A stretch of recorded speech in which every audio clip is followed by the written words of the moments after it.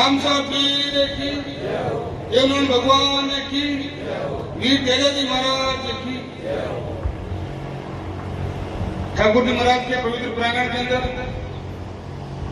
निकाय चुनाव को लेकर आयोजित इस सभा के अंदर अपने बीच में उपस्थित हमारे प्रदेश के लोकनाट्य प्रभारी, राजस्थान सरकार के पूर्व मंत्री परमादरणीय दिलीप जी चौधरी साहब, आपके यहाँ के स्थानीय पूर्व विधायक बहन इंदिरा देवी बावली जी,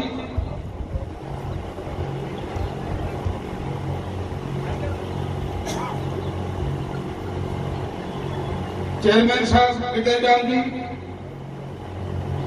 रामावतार जी नोडा साहब, चेनाराम जी बदरा साहब, रामनिवास जी सरपंच पादुपुर, अशोक राम जी कंकड़ावा,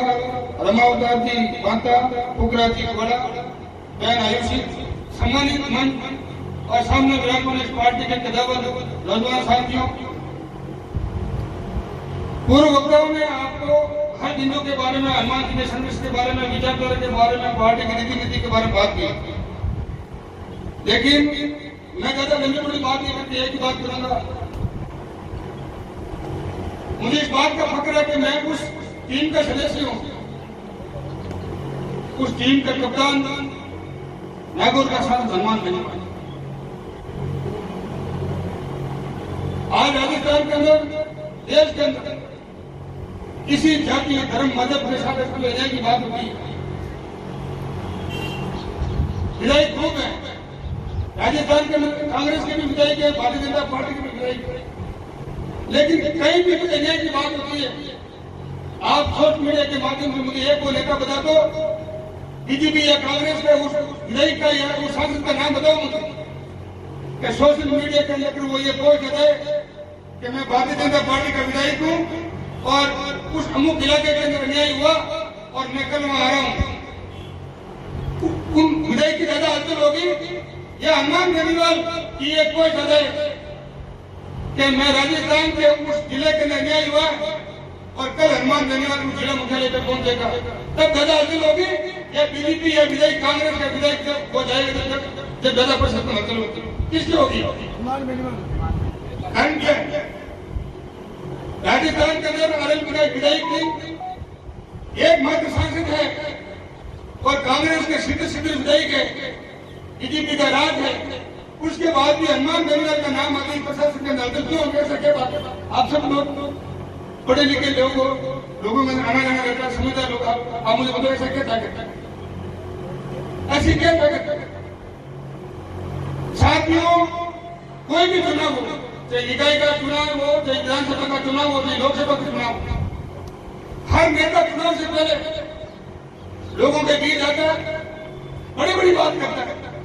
मैं आपके लिए मूलभूत आवश्यकताओं की पूर्ति करूंगा, लाइट दूंगा, रोड ठीक करूंगा, शिक्षा में सुधार करूंगा, किसी जाति मजहब के साथ, मेरे भाई के साथ अन्याय होगा तो सबसे पहले मैं आपके बीच रहूंगा, ऐसे हर नेता बात करता नहीं करता। लेकिन चुनाव जीतने के बाद चाहे वो विधायक बन जाए, चाहे वो शासक बन जाए, देश के अंदर एकमात्र ऐसा नेता है जो अपने जवान के ऊपर अपने वचन को कड़ी रहता है, उसका नाम हनुमान बेनीवाल है। चाहे किसी भी जाति धर्म के साथ अन्याय हो जाए, चाहे लोकसभा के अंदर बोलने की जरूरत हो, चाहे रोड के ऊपर धरना देकर आंदोलन करने की जरूरत हो, क्योंकि वो ताकत और हिम्मत नेता के अंदर इसलिए है हनुमान बेनीवाल के अंदर कि उसके अंदर जुनून है, उसके अंदर वो जज्बा है,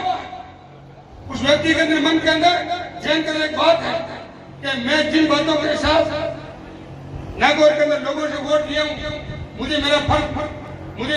धर्म उस चीज का अदा करना है। बाकी नेता क्यों नहीं बोल पाते? क्योंकि बाकी नेता अपने जो सीनियर नेता होते ना, जब ये आला नेता है, ये इनके पार्टियों के वरिष्ठ नेता है, ये पार्टी की उसकी कोई गाइडलाइन होती है, मैं पार्टी के शब्दों में दबाऊं। कोई भी व्यक्ति चाहे गुर्जर समाज का हो, चाहे किसी समाज का हो, वो विधानसभा के अंदर खुले समाज के बारे में या विद्यार्थी हित के बारे में या जवान के बारे में, किसान के बारे में नहीं बोल पाता, क्योंकि वो पार्टी के अलग कमान से बनता है। और हनुमान बेनीवाल का कोई अलग कमान है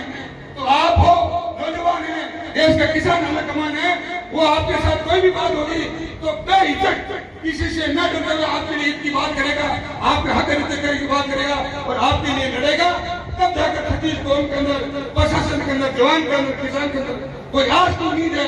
कोई आस है, हनुमान बेनीवाल से, हनुमान बेनीवाल का नाम आते लोगों को लगता है कि कहीं यही होगा। और वो जुनून अभी मैं कल से सोशल मीडिया के बारे में देख रहा हूँ, कुछ छोटी मोटी बातों को लेकर, पद को लेकर, ये सदस्यों को लेकर। साथियों, मैं सबसे निवेदन करना चाहूंगा, आप आजाद भारत के नागरिक हो, मुझे एक बात बताओ, भगत सिंह के बारे में पद था उपाधि थे क्या? भगत सिंह अजीब थे, हमारे से थे, आप सब पढ़े लिखे लोग क्या थे? लेकिन उसके अंदर जैन के अंदर एक जज्बा था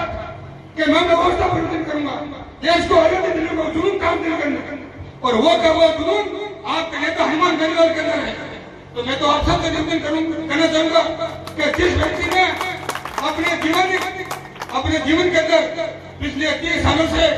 किसी भी बड़ी राजनीतिक पार्टियों का सहारा नहीं लेकर राजस्थान के विश्वविद्यालय से राजनीति शुरू करके विधायक रहकर, सांसद रहकर, हमेशा जिन्होंने अपना जीवन का सुख, चैन, परिवार सब कुछ त्याग दिया और आपके लिए हित के लिए लड़ता है, पूरी जोड़ी दवाई करती है। साथियों, आपके मन दिल के एक ही बात होनी चाहिए कि हम उस पार्टी के सिपाही हैं, उस नेता के अनुयायी हैं, एक ही टारगेट देना चाहिए, आपका नेता हनुमान बेनीवाल को मजबूत करना है। 14 तारीख को परिणाम आएगा, 14 सितंबर को अगर आपको लगता है कि आपके झंडे का मान सम्मान रखना चाहिए, आप तो जितने लोग बैठे हो जो राष्ट्रीय लोकतांत्रिक पार्टी के सिपाही हो, आपको ये लगे कि हमारा सीना घर पे तोड़ा होना चाहिए, हमारी कोई भी सरकारी दफ्तर में जाए तो अधिकारी की वो रहनी चाहिए कि आप आइए, बैठिए, बुलाइए, चाय पानी पीजिए। फिर वो चाहते हो कि मेरे पार्टी का मान सम्मान बढ़े, मेरा मान सम्मान बढ़े, मेरा सीना गर्व से खुले, तो सारी बातों को दरी के नीचे देकर भूल कर सब अपने आप को हनुमान बेनीवाल समझ के, अपना भाई, अपना बहन, एक परिवार समझ के इस राष्ट्रीय लोकतांत्रिक पार्टी के बारे में जो भी आपके वार्ड में चुनाव का चिन्ह लिखा है, आप ईमानदारी से राम धर्म को ऊपर रखकर उस व्यक्ति की मदद करना। मैं दावे के साथ कह सकता हूँ 14 तारीख को रिया बड़ी के अंदर राष्ट्रीय लोकतांत्रिक पार्टी का झंडा खुले आसमान में लहराएगा और आपकी हद की और छोटी मोटी बातों को लेकर जब लगे तो 14 तारीख को अंदर आपका मान सम्मान, आपके झंडे का मान सम्मान, आपका खुद का मान सम्मान कहीं नहीं रहेगा, लोग आपकी ठीक ही करेंगे। तो मैं आपका भाई उस पार्टी के सदस्यों में आपसे निवेदन करने आया हूँ,